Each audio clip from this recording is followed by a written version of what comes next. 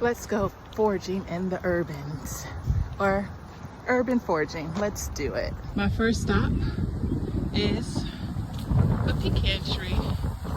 Y'all see that? And look where it's at.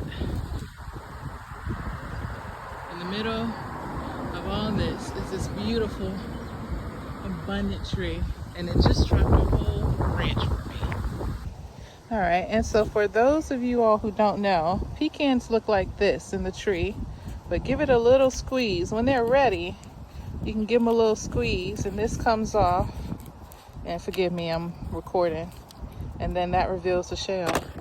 And that's how I collect them. And also, if you're going to go foraging and take from the land, make sure you give something back to the land in exchange.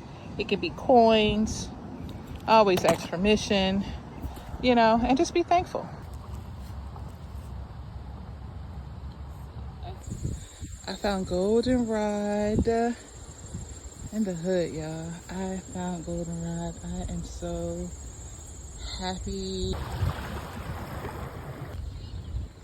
I found sumac, y'all.